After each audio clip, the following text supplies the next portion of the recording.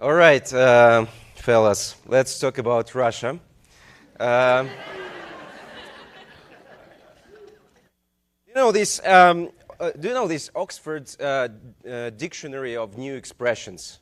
So a couple years ago, they added new definition for the word Russian. It means that a person who is permanently depressed. So, your mood usually depends on what news you're consuming. If we're talking about the Russian situation, the Russian circumstances, we have to admit that news are bad. News are really sucks.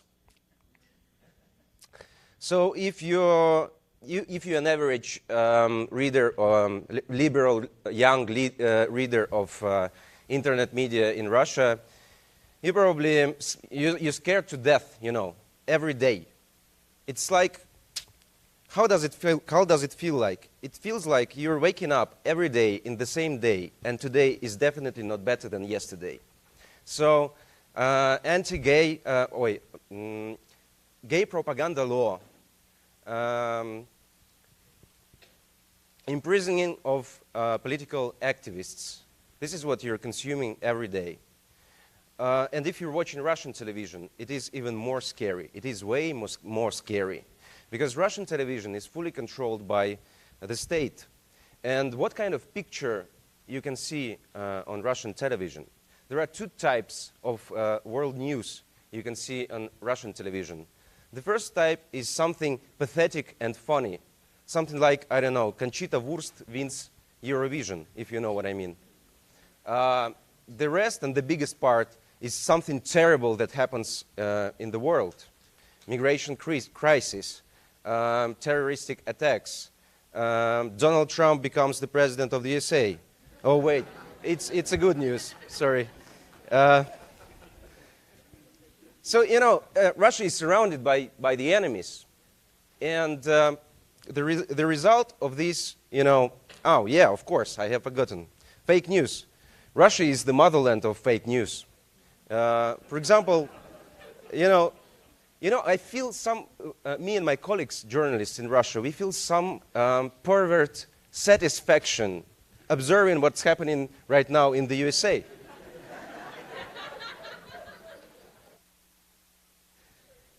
So, for example, in 2014, main Russian TV channel, huge TV channel, they published a story about Ukrainian fascists who literally crucified a baby, in Donbass.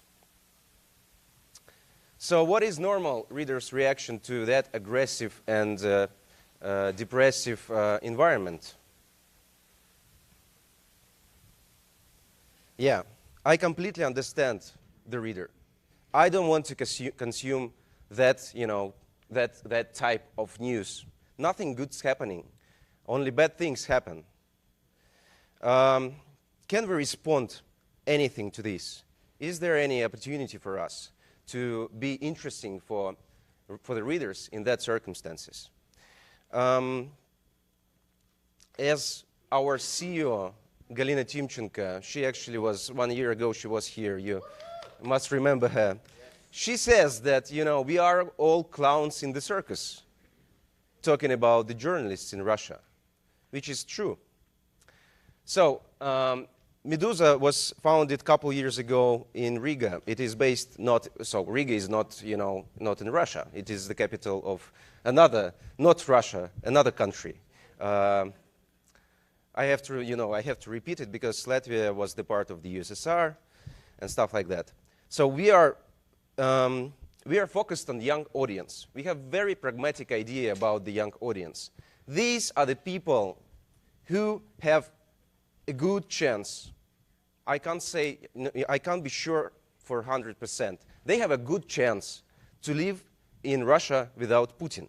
So these people we are focused on. We're trying to be way more attractive than other Russian media and than any media anywhere right now. So we have some, ideas. We're trying to to fight the apathy, actually. This is not completely new thing for you, of course, but you know, you have to repack news as good as it possible, especially for the social networks. You have to create, you have to invent a lot of formats to tell interesting stories in news. This is an example. This is the story. This is a very popular format for Facebook. In one picture, this is the short story of the only toilet in Moscow underground.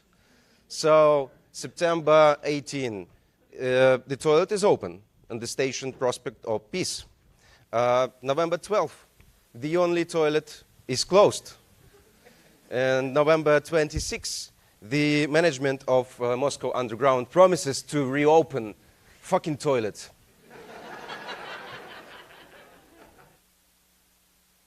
All right, be funny.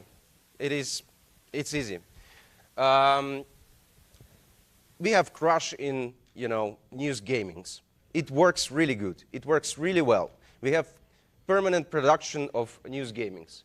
This one is about Russian priests, about Russian Orthodox Church, which, you know, takes part in all important public processes. They have their opinion about the education, and they want to embed some Orthodox lessons into schools.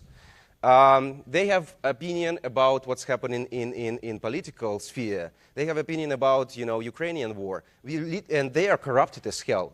So we literally hate them. And this game, you need to click on priests to, you know, to bring them back to the church from the movie, theater, concert hall, museum, school, and stuff like that. So this one is also good. You know, Putin is always late.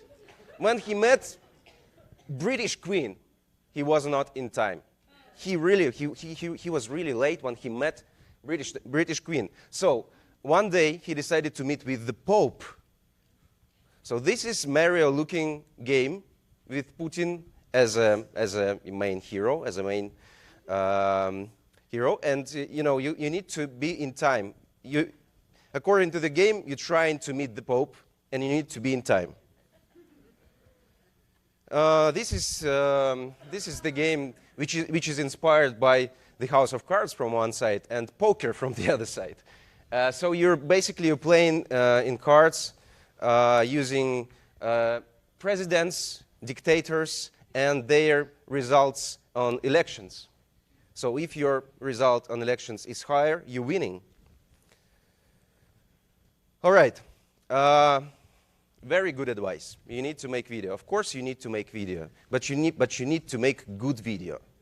You don't need to make these stupid fucking viral videos about everything, about food, about, I don't know.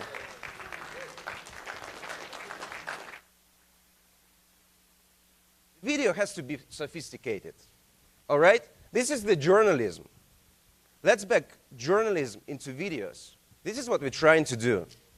It is about the story, about, you know, the facts, about something, but not about, you know, only entertaining.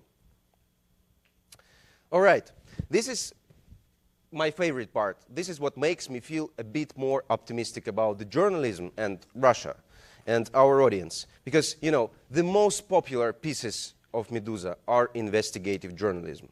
Really. Not games, not funny stories about the toilet in Moscow underground, but the investigations. Well, currently we're trying to reconstruct our special reporter's desk into investigative team. And we're also trying to collaborate with another investigative teams because, you know, if you're a small media, you just don't have enough money to make good investigations. So, for example, one of these investigations was made in collaboration with OCCRP, with Organized Crime, Corruption, blah, blah, blah. Yeah. So this is about Putin's ex-wife. He's divorced. Probably you haven't noticed that. But 2 years ago, he divorced. And we know nothing about his family. Okay, we know he has ex-wife, he has a lover, probably. And he has 2 daughters.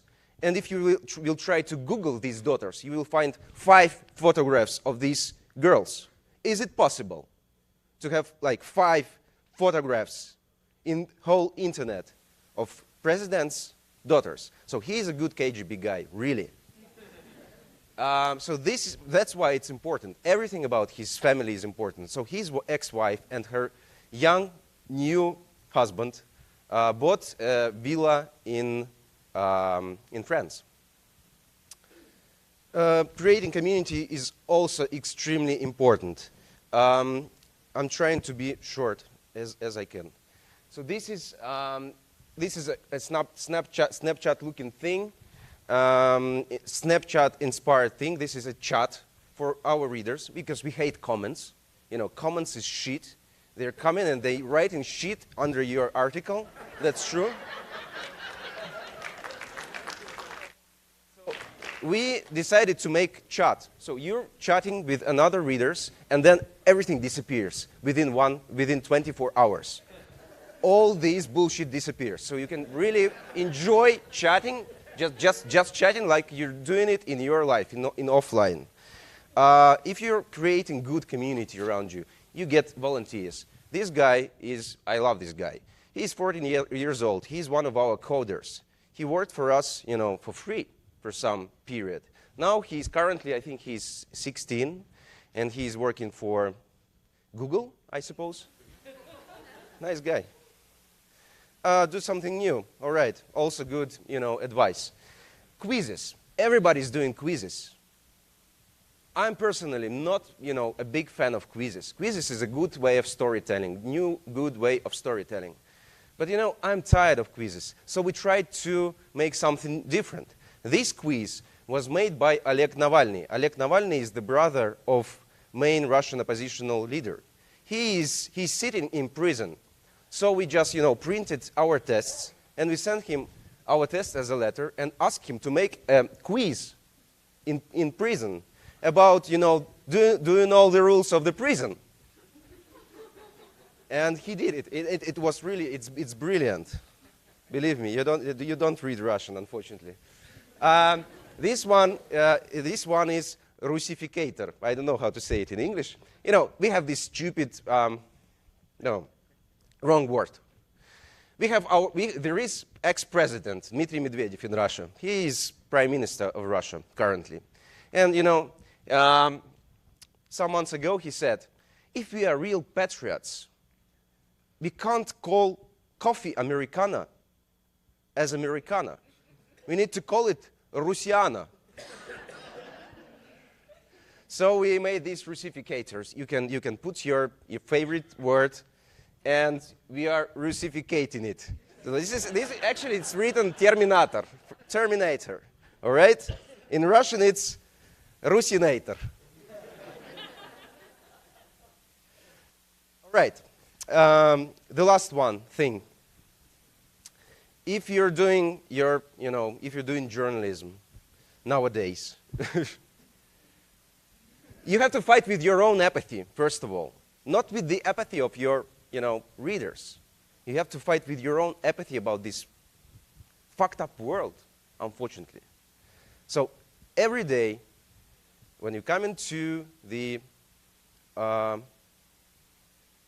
your open space, your editorial office, you have to be like our dear Rosenthal. You have to say, let's rock.